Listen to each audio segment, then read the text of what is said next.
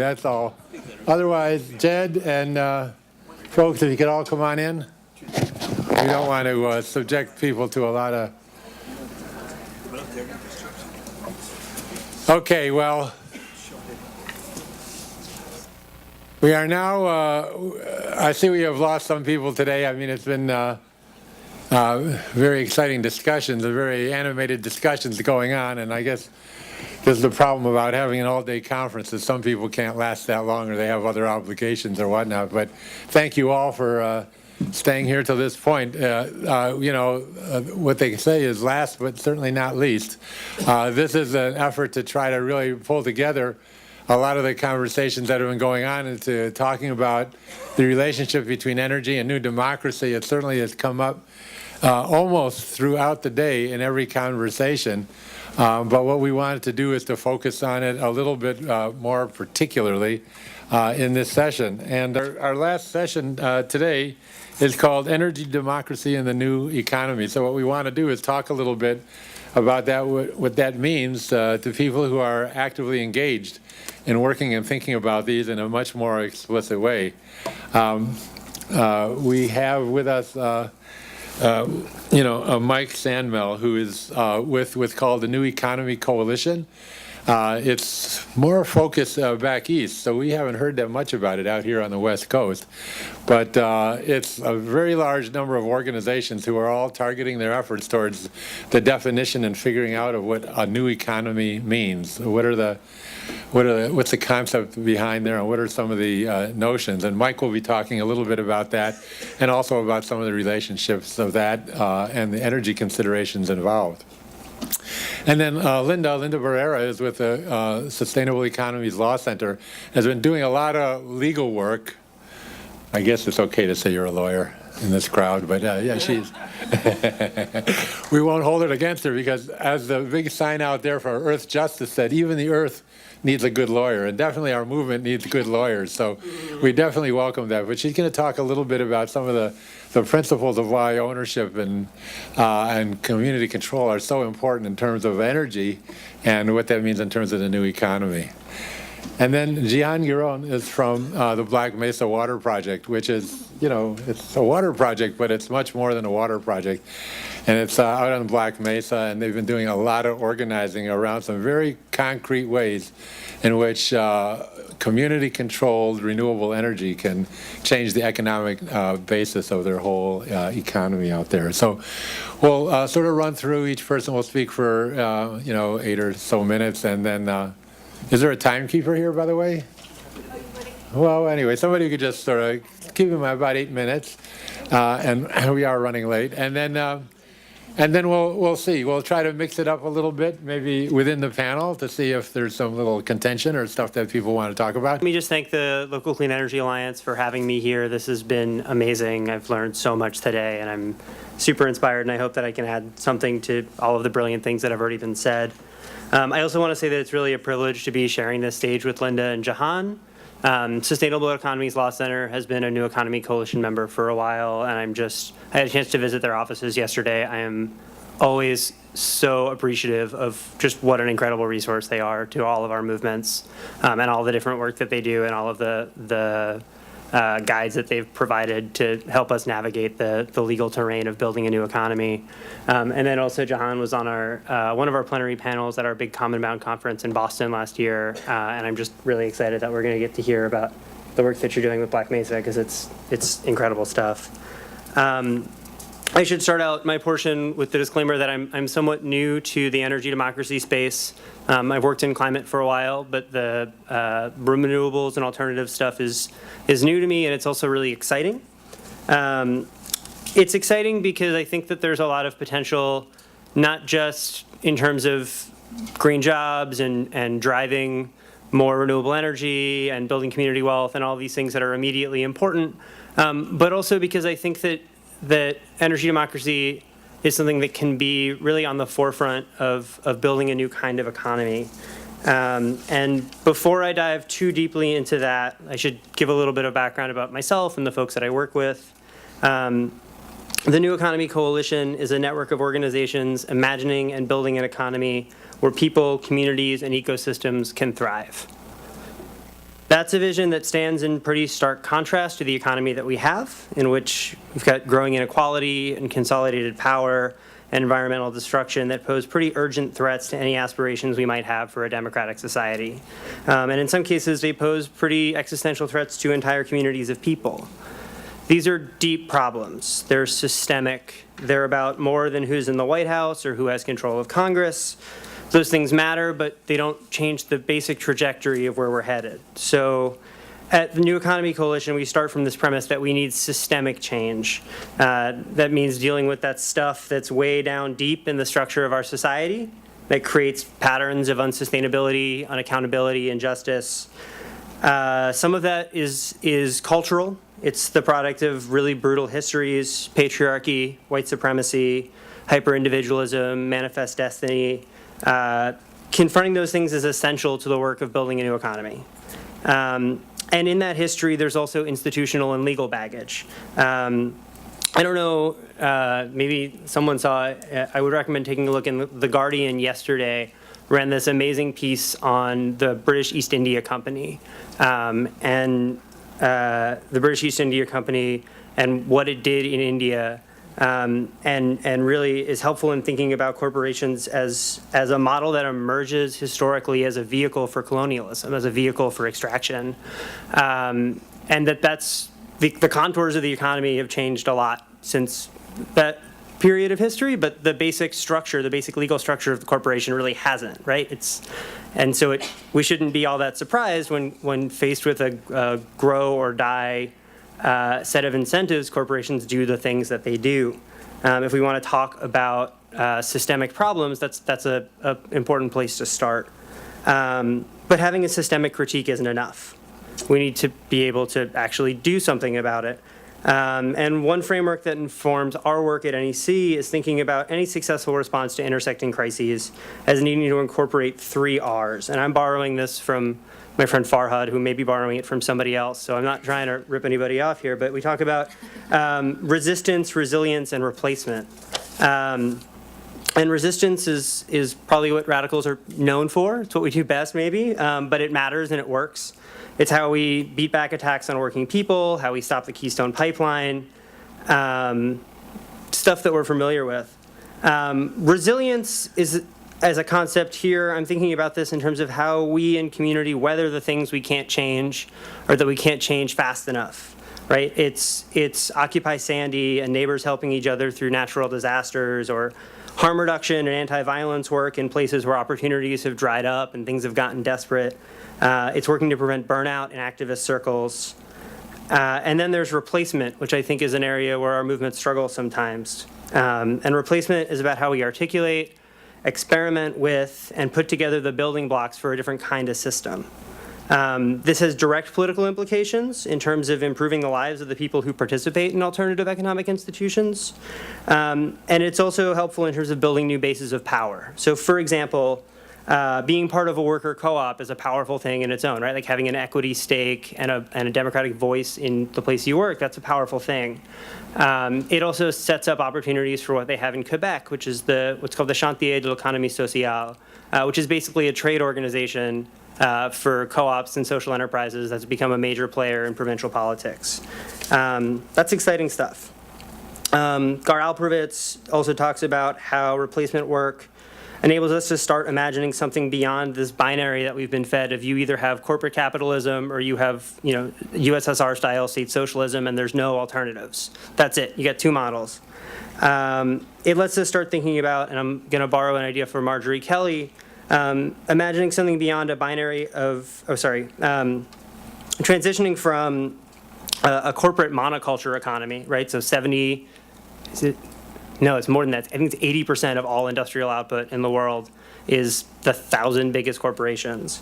Transitioning from that monoculture economy to a much healthier, more diverse economic ecosystem where we have expanded roles for cooperatives, nonprofit enterprises, mission-driven and community-rooted small businesses, sharing, commons management, and a reemergence of the public sector in industries and at scales where it makes sense. And that brings me back to why I think this moment and this movement for energy democracy are so important, because they offer really exciting contributions in all three of those areas. There was a session this morning on fighting fossil fuels, and with folks from APEN and Idle No More and 350 and Sierra, who are all part of the really important resistance work happening here in California. I live in New York, where we recently won a landmark ban on fracking statewide, and that's thanks to years of really great organizing, grassroots organizing. And we had 400,000 people in the streets last October for People's Climate March. So the resistance stuff is happening. Then on the resilience front, we know that centralization is the enemy, and that's true in the energy system as well as anywhere else. Certainly after Superstorm Sandy, we saw how distributed generation, storage, and efficiency can be lifesavers for a community when extreme weather hits. And we're going to see more extreme weather. You know, that's part of the stuff we can't change. Like, we can do a lot to make it less bad, but we're going to be living with some climate change, and having a distributed generation and having storage is going to be really, really important in terms of letting communities get back online. And then I think what's most exciting is what energy democracy offers in terms of replacement, in terms of replacing that corporate monoculture economy with something that's more democratic, more equitable, more decentralized. So I'll be really quick because I know I'm out of time. We're seeing communities reclaiming local government through community choice and municipalization. We're seeing regular people cut into the market share of big energy companies, whether that's, and there's policies that enable that. We're seeing an enhanced role for deep social enterprises and worker co-ops like Evergreen Energy Solutions in Ohio. We're seeing new consumer energy co-ops, and there were some here today, and also people organizing in some of the old New Deal era rural electric co-ops that haven't and like reclaiming that. And I know you're here from Mesa, you probably know more about that than I do. People should talk to you about that maybe. And the fact that these models are viable, that there's growing momentum behind them, that the technology and economics of renewables are moving so rapidly in our favor, that we have the potential to control a growing share of a $350 billion energy industry, and that we're dealing with a sector that we all touch and that plays a critical role in the climate crisis, means that energy democracy can be, should be, and increasingly is a part of the conversation around a new economy.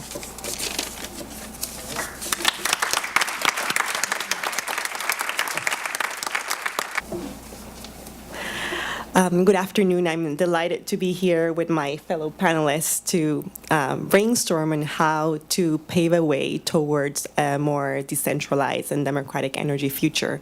And I would also briefly like to talk about the Sustainable Economies Law Center's vision for community power.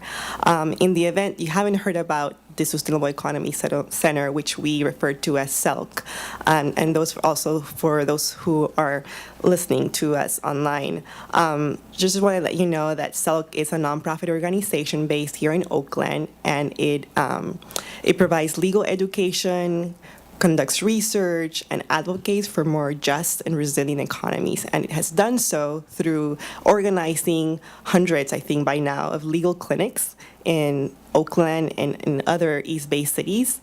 It has put together and organized online legal libraries on topics such as community currency, community agriculture, co-housing, transportation sharing, and it has drafted and proposed, along with other organizations, legislation to bring down the barriers to the sharing economy.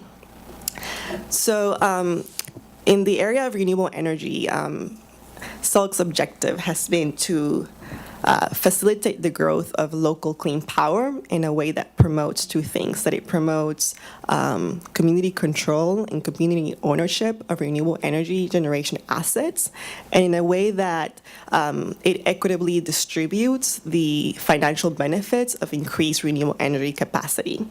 And the folks at SELC, including me, we've been asking three main questions. The first one is, what should the future of distributed generation with an emphasis on community renewables should look like?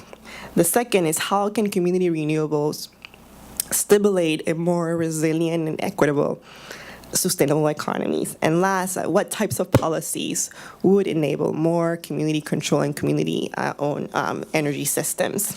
So as to the first question, so what should the future look like for community power? I think it's important to note that, or to emphasize that, community solar is a very hot topic at the moment. There's a lot of people talking. I get like 5 emails a day about community power because the industry is saying that it may increase affordability and accessibility to solar or to renewables in general. The Department of Energy, Utilities, and the solar industry are moving very quickly to define the term community solar, community renewables. As you probably know, or many of you know, that the Department of Energy recently awarded millions of dollars to a few entities to define what shared solar is and to identify what models will work. So utilities and the solar third-party developers specifically are in the process, a really intensive process right now of figuring out how to create business models around community renewables and how to make it work for them.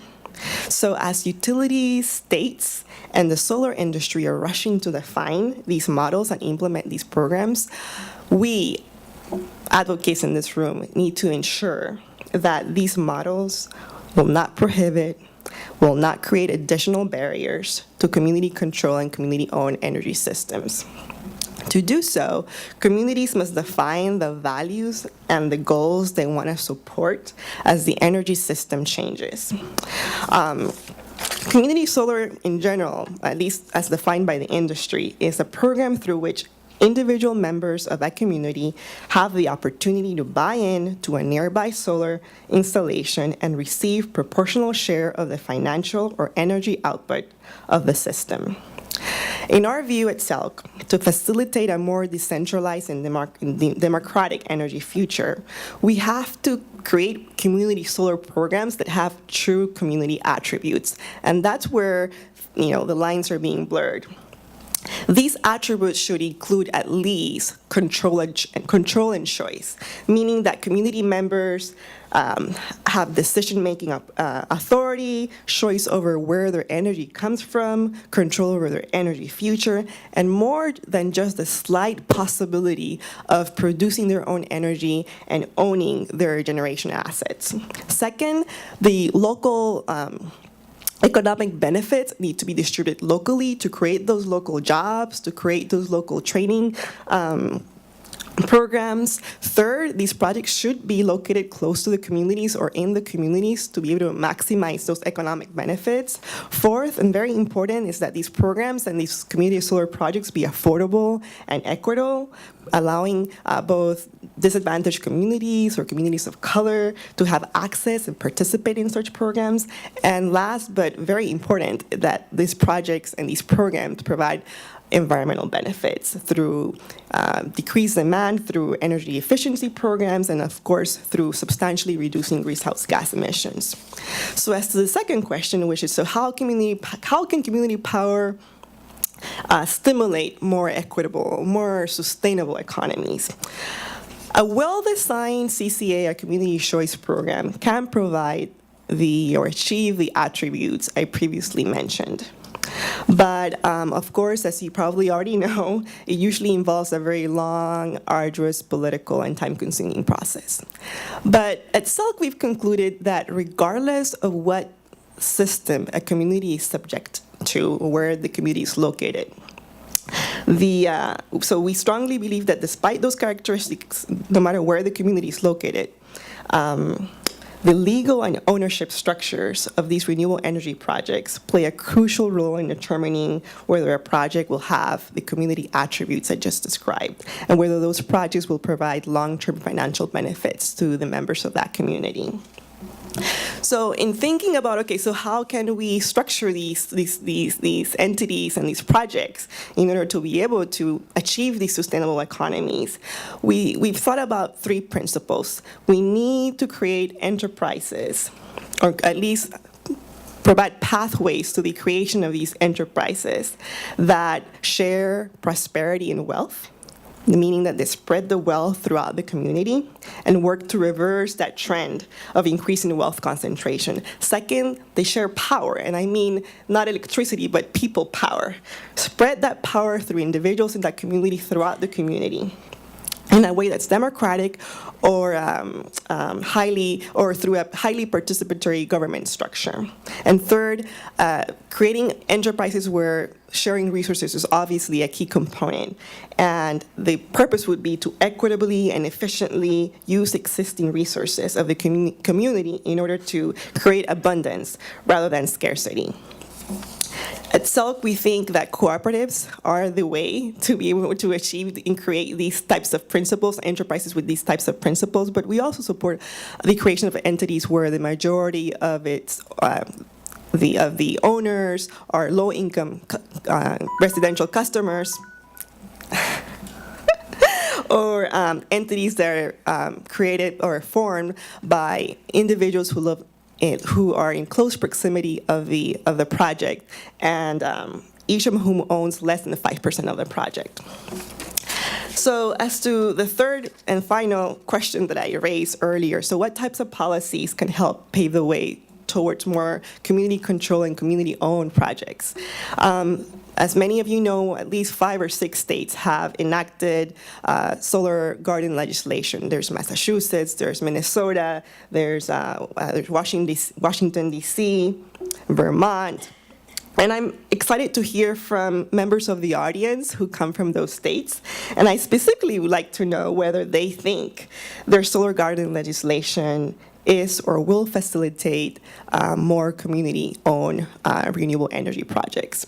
Here in California, SELC is focusing on another barrier, which is allowing people or removing the financial barriers to creating these enterprises for community control projects.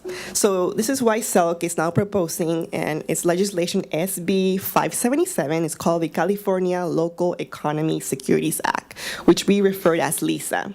And the goal is to facilitate community ownership of renewable energy systems. So SELC is working to pass SB 577, and the bill will make it easier for communities to build renewable energy projects and to raise small amounts of money from individual local investors. And we believe here in California that bill is crucial because SB 43, which is our new solar garden law, it authorized the green tariff share renewables program on its own will not incentivize more local control and more projects that are community controlled and community owned. So I encourage you to look at our website and look at SB 577. Please send us your comments and please support the bill. I want to end with the following. To pave a way to a more democratic energy system, we must start chipping away and removing legal barriers and financial barriers to the creation of community-owned renewable energy systems. I believe, and we believe, is an integral part to making sure that the new energy economy is more democratic. Thank you. Yate, Shea Jihan Gearon Yenishe, Twitch Eatney Nishle Donna Kaitlijan Bashachin, Lashche Dashache Donna Kaitlijan Dashanelle. So, hello everybody. My name is Jihan Gearon. I'm half Navajo and half Black. I just introduced myself to you in my own language, and I come from the Navajo Reservation in northern Arizona. I'm the executive director of the Black Mesa Water Coalition, and I'm going to share with you a little bit about our work. So, for those of you who don't know much about the Navajo Nation, here it is on the map. The Navajo Nation is bigger than the state of West Virginia and home to 110 different communities in Arizona, New Mexico, and Utah. We have a long history of an extractive economy. Coal mining, uranium mining, timber mining, and also a huge natural gas fracking boom that's going on now. Oil and gas development's pretty normal in the northern part of our reservation. We also have a consistent rate of unemployment of around 50%, and now it's maybe even up to 70%. There's about 200,000 Navajo people who live on the reservation and 200,000 Navajo people who live off the reservation. A lot in, the major southwestern cities and border towns like Phoenix, Albuquerque, Gallup, New Mexico, Flagstaff, Arizona, where I live. We also have 75% of all unelectrified homes in the entire United States are on our reservation. So it's very uncommon to not have electricity or running water. There's very little infrastructure, lots of dirt roads. It's a very rural community. How many of you have been to the Navajo Reservation? Okay. How many of you have been to Phoenix or Scottsdale? Did you ever wonder how they were able to build that big city in the middle of the desert? I'm going to tell you. All right. So where we focus our work, Black Mesa, is one region of the reservation, and it's home to 2 coal mines, the Black Mesa mine and the Kenta mine. The Black Mesa mine used to feed the Mojave Generating Station in Laughlin, Nevada. That's how our work started, because they used to pump up 4,400 acre-feet of water per year and mix it with coal and pipe it 273 miles to Laughlin, Nevada. And under Black Mesa is also an aquifer called the Navajo Aquifer, which is overused and contaminated. That's how our work started, was to protect the aquifer. And in 2006, with the help of a lot of people, we were able to shut down the Mojave Generating Station and that slurry line. So yay! Yeah. Now, unfortunately, we still have the Kenta mine. The Kenta mine feeds coal to the Navajo Generating Station in Page. The Navajo Generating Station is 2,250 megawatts, so it's the biggest coal-fired power plant in the entire western United States. It's also the only coal-fired power plant that is majority owned by the federal government through the Bureau of Reclamation. It was created to pump water uphill and down into the valley to Phoenix, central and southern Arizona, through the Central Arizona Project, that giant aqueduct that you'll see there. So it was created to build up the rest of Arizona, and that's how that city, with its many golf courses and swimming pools and misters and all of that, exists. Meanwhile, I told you some of the statistics. The coal infrastructure we've estimated to create about 1,000 jobs, including the workers at the plant and the workers at the mine. That's not a lot. And to me, that's not good enough, given the impacts to our water, to communities' health, and to the environment.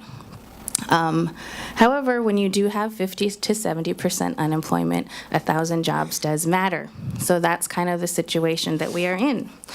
These plants have been going since the 70s. And so this is what our economy as the Navajo Nation is really based on, is fossil fuel development and fossil fuel extraction. And it's bad for many reasons. And on top of the health concerns and environmental concerns is just also the social impact, the changing of our people's mindset to be able to do this to sacred places like Black Mesa. We've been put in a situation where we are economically dependent on our own cultural destruction. And now, how do we get out of that situation? Okay, that's the question that we're trying to figure out. Okay, here's a picture of one of the mines. 2 of our founders, Roberto and Lillian. Roberto actually runs our Green Economy program now. Here are the goals of our organization. It's kind of long, and I won't read through them, but the point of it is that, I think the 3 main points of these is, 1, is that our communities need healing and decolonization. As part of our economic development and just transition, we need to restore our relationship to Mother Earth so that we are not killing her. And that means we need to transition our economy somehow. And so those are our 3 goals. We have kind of 2 phases, 2 ideas of the 2 phases of how to get out of this situation. And I'm going to start with not the first phase, but the second. So we ask ourselves, what is it that Navajo people already do? What are the commodities that we already produce? And if you know a lot of things about Navajo people, you'll know that we have sheep, and we produce wool, and we create Navajo rugs, and we eat a lot of mutton. And so we started to ask ourselves, okay, so what happens to the wool that's being produced? And how can we, as Navajo people, the ones who are actually producing that wool, we know that in a capitalist system, the people who are actually creating the products and producing things are not the ones who get paid for it, right? There are other people way over here. So how do we actually get our people to be paid for these things? And that's the idea of this project. It's, in a general sense, what we've tried to do is to cut out all the middlemen, I guess, and bring first wool buyers directly to the communities to provide trainings, how much to increase the price that they're getting for the wool, and to create connections with those buyers. So what would usually happen is that people would take their wool into a border town and get maybe 10 cents, 25 cents at the most per pound. With this program that's just only been a few years old, we've gotten that price up to $1.25 a pound. So here are some of the pictures of some of the different things that we're doing. So up in the top left is training how to shear your sheep in a way that will get you a higher price, how to breed your animals in a way that will get you a higher price, how to clean and separate your wool in a way that will get you a higher price, all those kind of trainings, and then actually having a wool buy. So here, I'm speeding through because we have such a short amount of time. But so here are some of the results of our past 3 years that we've done this. So in the first year, 15,000 pounds of wool sold, about $13,000 straight into the regional economy. Last year, it took place in 8 different communities, and we sold 60,000 pounds of wool, and I haven't calculated the amount. It's a lot of work, but I mean, I'm not saying this is not a lot of work, but with a little bit amount of work, we were able to make a big difference, which just goes to show how much more investment and more work can actually do for our people. Another important thing about this is that there is a community in Black Mesa called Hard Rock, and they had done a feasibility study about, can we build a wool washing facility here so we could do that service here on the reservation? And it was considered unfeasible because there is not enough water resources.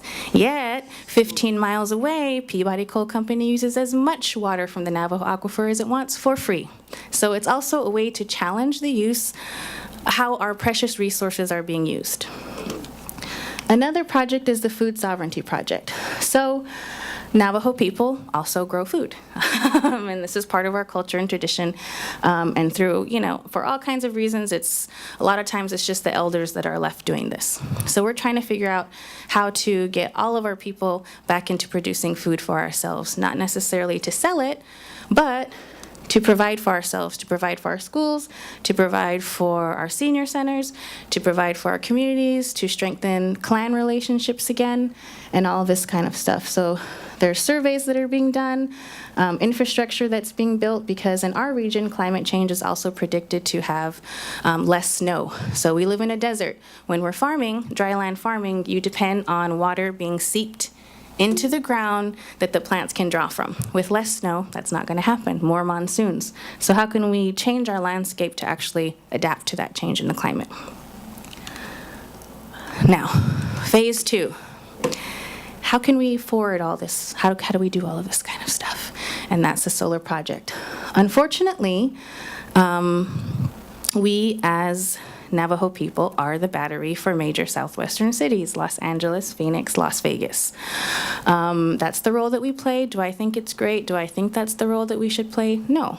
But I think that that's what we do now, and how can we balance that reality with our vision for the future? So we've done some work to figure out, can we use the reclamation mines, the reclamation lands, the places that have gone through mining that are all contaminated and in various stages of reclamation, can we use that for a large-scale solar project? The Navajo Generating Station power plant is named Navajo Generating Station, but it does not belong to the Navajo people. We're not owners. We get no money from selling that electricity. A lot of people assume that because it's named Navajo Generating Station. But it has also created major electricity lines across our reservation and infrastructure for exporting energy. So can we, as Navajo people, export better energy, solar energy, using lands that really can't be used for much else? And can, as Navajo people, the communities on Black Mesa, as Navajo individuals, and as a tribal government, actually be owners of that? so that those funds come back to us for lots of other things, but also to help us diversify our economy out of energy generation. Here's some statistics about the potential and the jobs and all of that.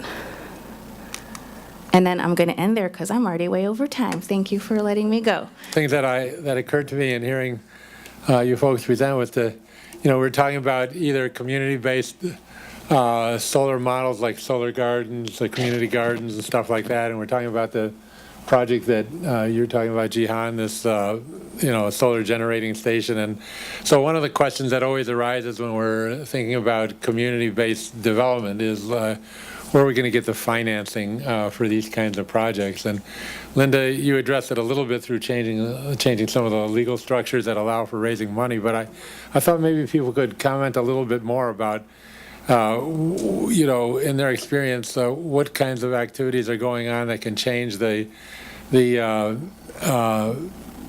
change what the patterns look like for being able to raise financing to get some of these projects done.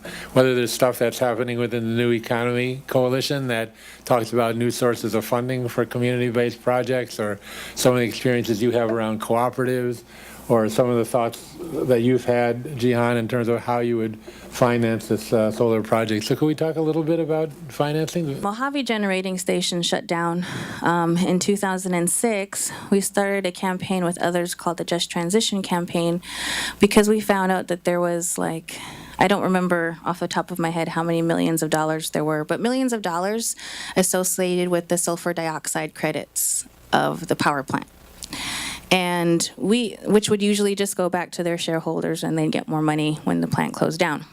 So we intervened at the California Public Utilities Commission and said, hey, we've provided cheap electricity and cheap to California for years to the detriment of our people's health and everything. So you owe us. You should give us the money for that is associated with those sulfur dioxide credits to build renewable energy on the Navajo Nation.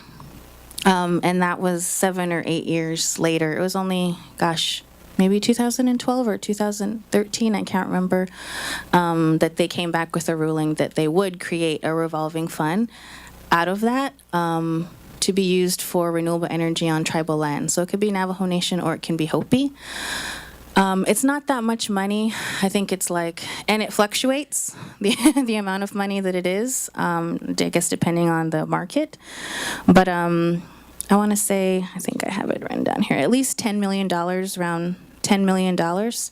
February 2012 is when they made that decision. That can be used to help start up renewable energy projects. The only thing is that it has to benefit the state of California. So we'd have to sell it to California. So that's one way,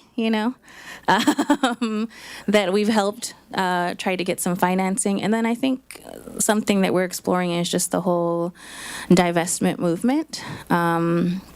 That there are, lots of people, universities, individuals, foundations and different institutions divesting from fossil fuel development. And we're trying to intervene, not just as BMWC, but in larger coalitions like Climate Justice Alliance and others to be you should invest in projects like ours. And so I think that there's actually a lot of traction there. It becomes a little scary, though, because we want to make sure that all of the things that you were talking about are in place, and it's kind of complicated with our reservation too, because there's also the layer of our tribal government, and our tribal government is also pretty corrupt. They're very much into fossil fuels, and so it's kind of challenging. And usually, any big projects, all the funds go into the central government in Window Rock, Arizona, and very little trickles down to the community. So we don't want to create a project that's just has that same dynamic. So there's also a lot of kind of grassroots organizing, long-term, work to make sure that the community actually benefits from something like this. On the reinvestment front, I think that's a really important place to look. And in addition to those endowments, one thing I talked about the Quebec and Quebec's incredible social economy and all the co-ops and really cool social enterprises there. a big part of that is the labor pension fund decided to invest in those things and built a really strong alliance with the co-op movement and the social economy movement. And that's a way that labor can be a huge player in this. I just wanted to add, give a context that in California, in terms of ownership, because your question was about raising funds to be able to develop or implement community-owned projects.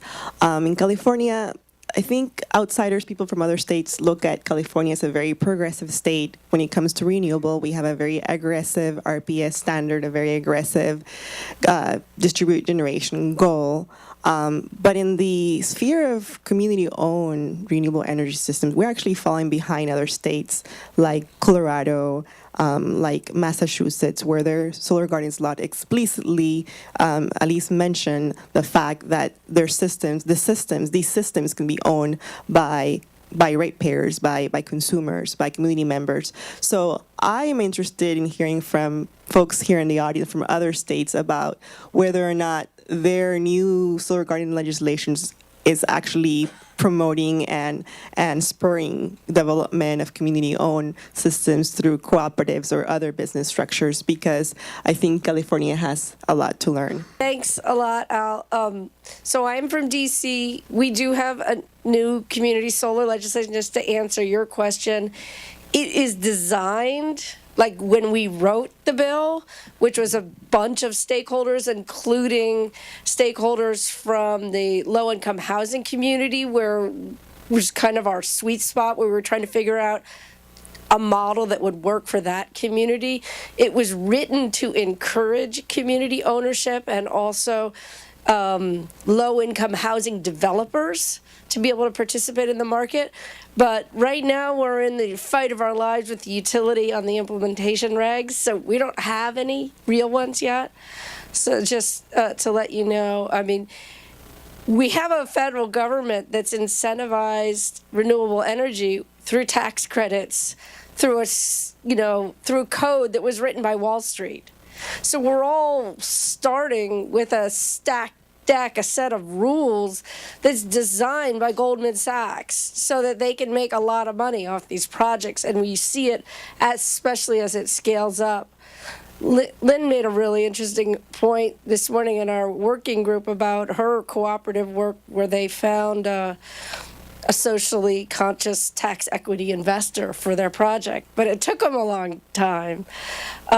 There's also, for smaller projects, there's some interesting pockets of really interesting money. There's Chris could talk about it, the EELP money. It's billions of dollars, right, for rural electric cooperatives to invest in energy efficiency and renewables.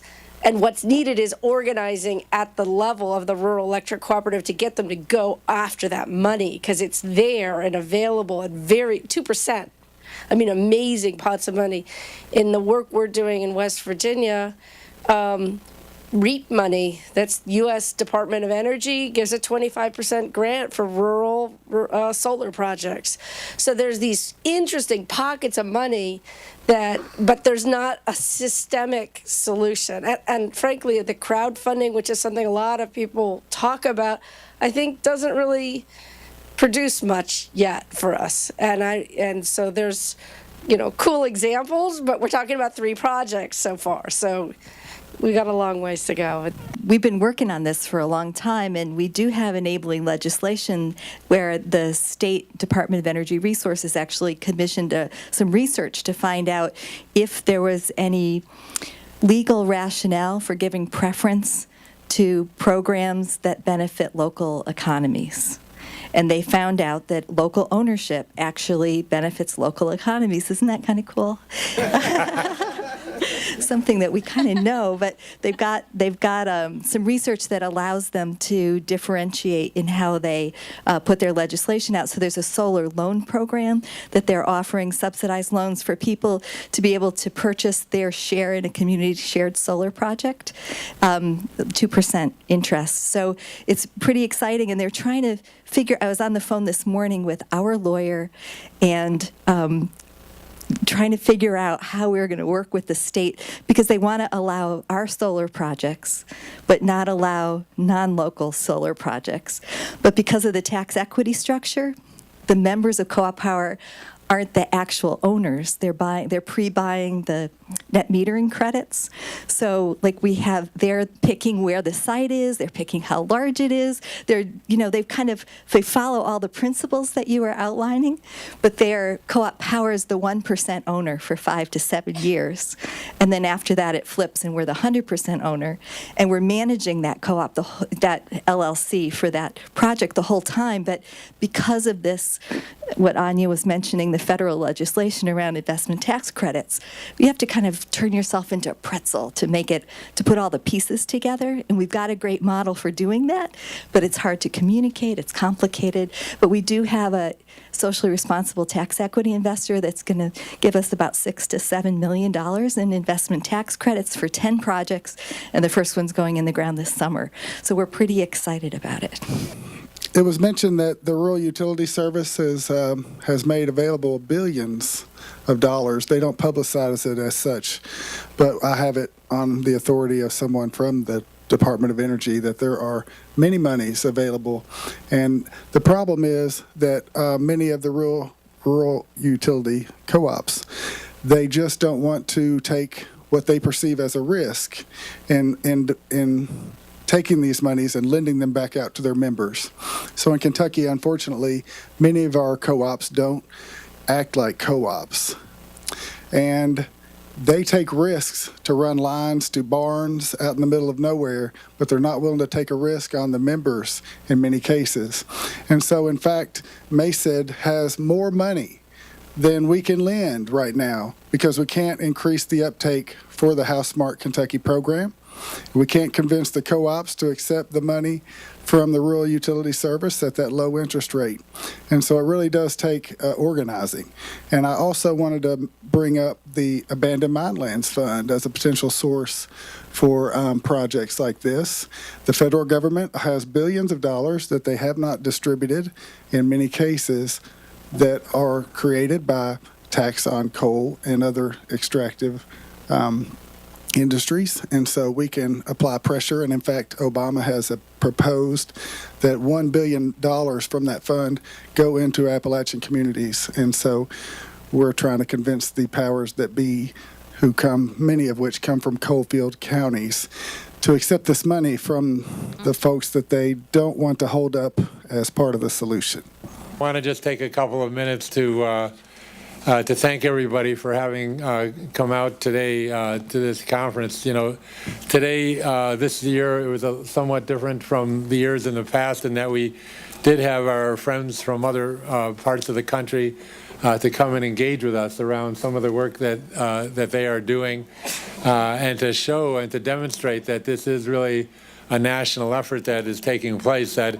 it's not only here in California and in the Bay Area that we're trying to think of new models and new approaches to producing energy in a way that benefits our communities and pushing the notion of energy democracy. But this is actually something that's happening across the United States as a quite understandable reaction to the fact that the whole industry is sewed up by very, very few players, and doesn't allow us the latitude to be able to harness this local renewable energy in a way that can really benefit the communities that are in those local areas. I mean, one of the wonderful things about renewable energy is that it's not centralized. It's not in any one place.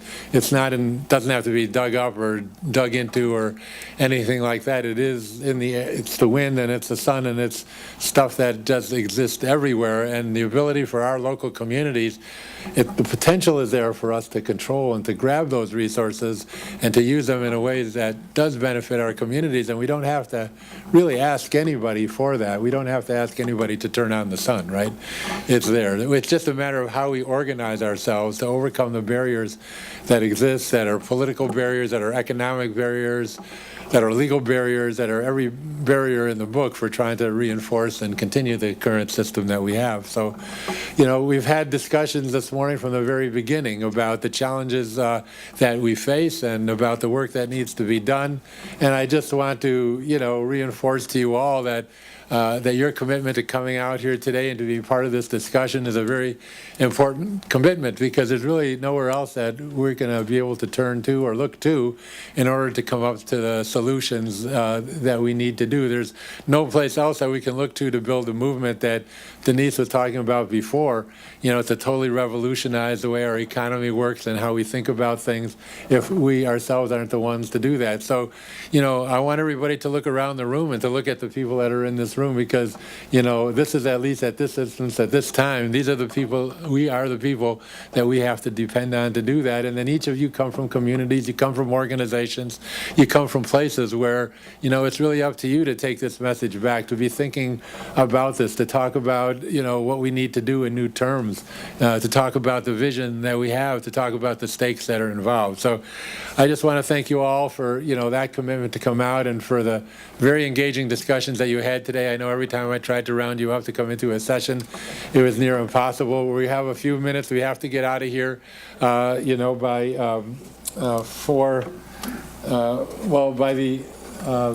by the end of the day. I did want to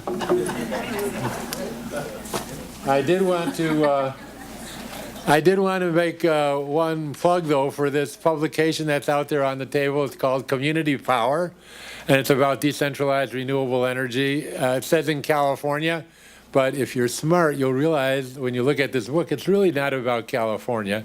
It just has some data from California. But it's called Community Power. It's a recognition that power has many meanings and many dimensions, and that renewable energy, I mean, it is a form of power, but it is that form of power that'll allow us in our communities to create political power and economic power for our communities. So community power, really, we need to think about in that way. And you really need to think about buying this book, because we have a few more to sell before we can come out with edition number 2. And we're going to need some money to do that. So it's on the table out there, and even if you want, I'll autograph it for you to do. It's by a very famous author. A very famous author, yeah.